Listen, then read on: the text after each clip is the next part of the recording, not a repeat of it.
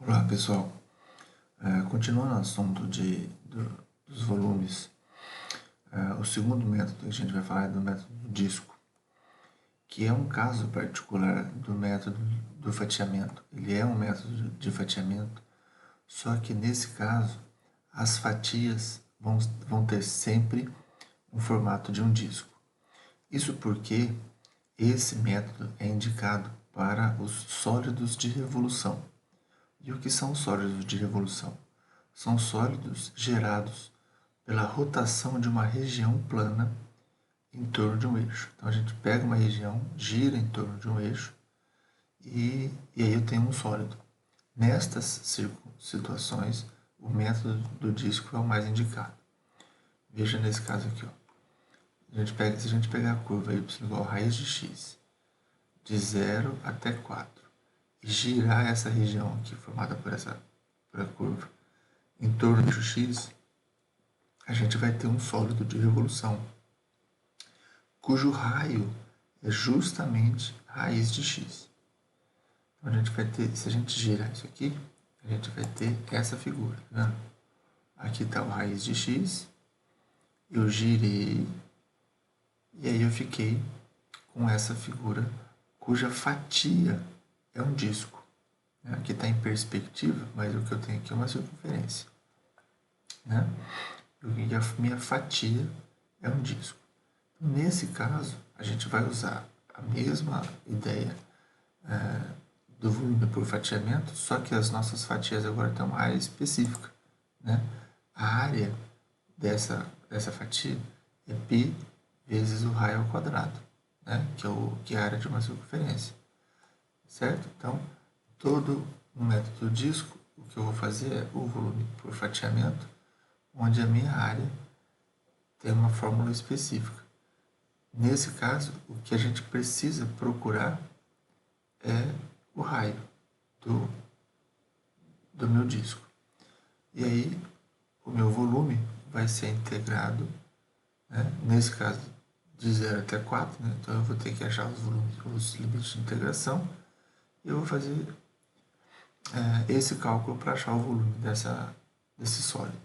No caso do exemplo, o raio a gente sabe que é a raiz de x, o intervalo é de 0 a 4, e aí quando eu faço essa integral, eu vou ter a integral de x, de 0 até 4, me dando 8π unidades de volume. Vamos ver mais um exemplo.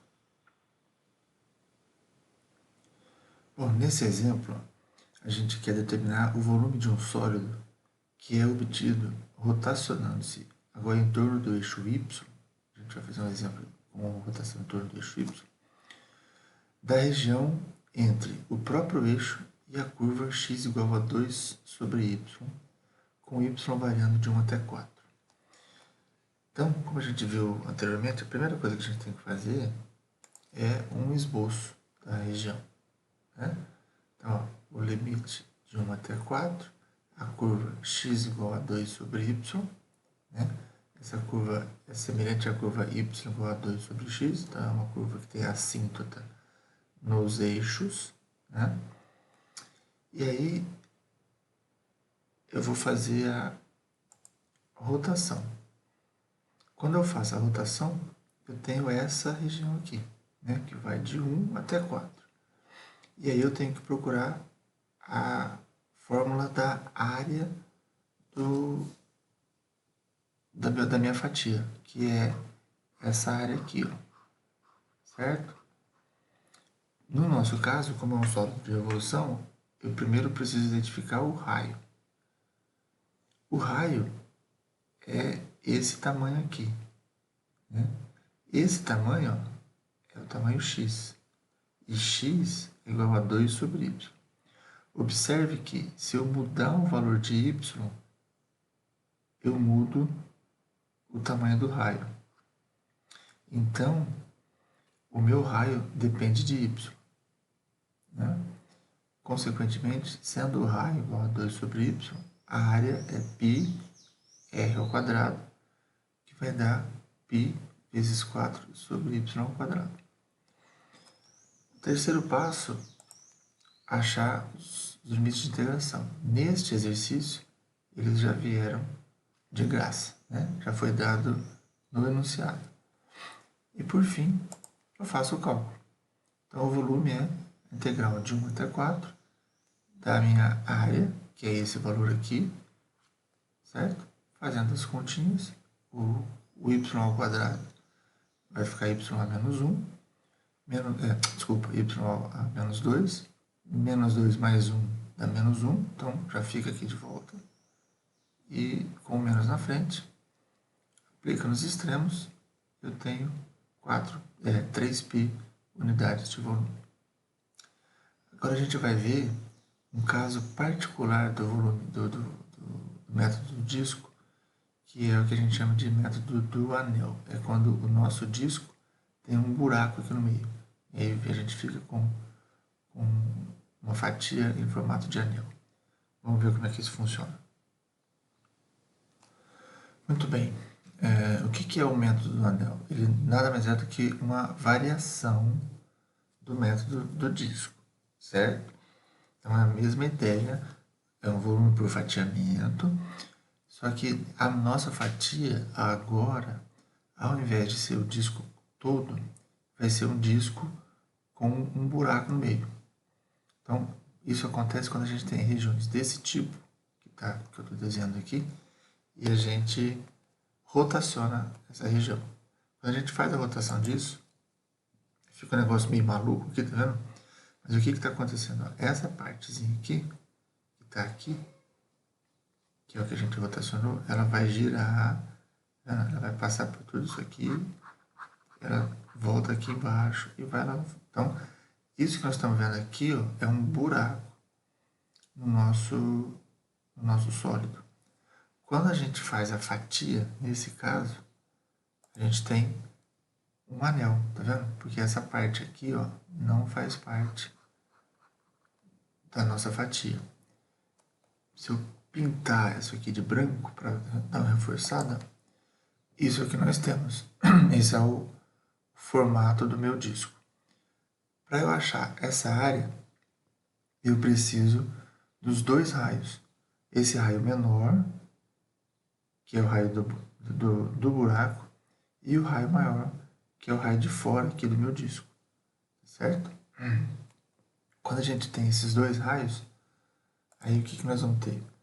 A área desse anel branco que está aqui é a área do círculo maior menos a área do círculo menor.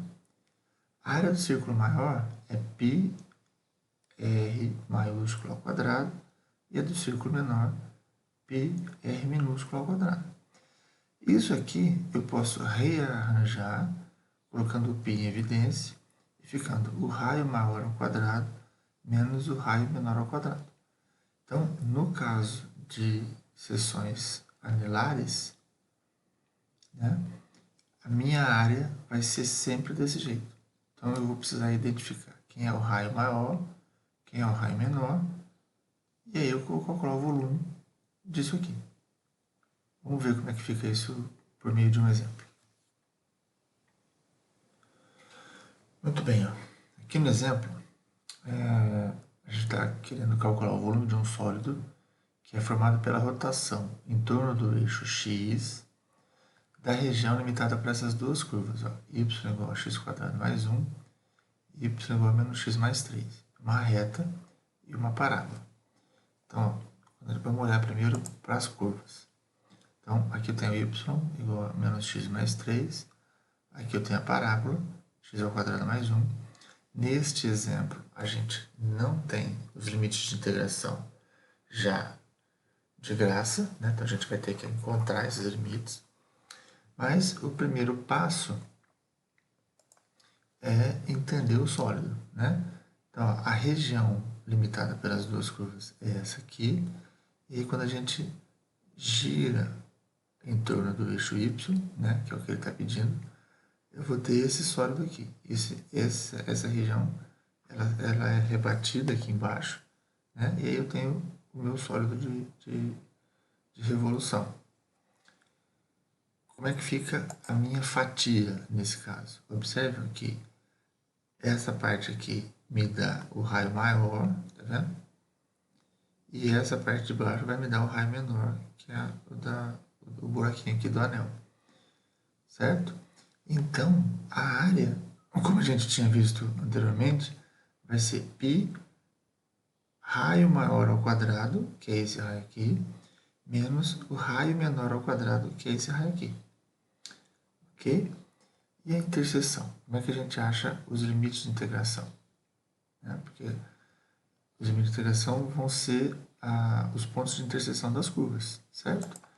Então, ó, igualo as duas curvas, encontro essa equação de segundo grau, acho as suas raízes, e é justamente esse o meu intervalo de integração. Né? Então, vem daqui de trás, ó, esse ponto aqui é o ponto menos 2, que é onde as curvas se encontram, até esse ponto aqui, que é o menos 1. Ok? Então, pronto. Agora é só calcular a integral. A área a gente viu que era essa fórmula, de menos 2 até menos 1. Fazendo os cálculos, eu deixei alguns cálculos aqui já prontos. Né?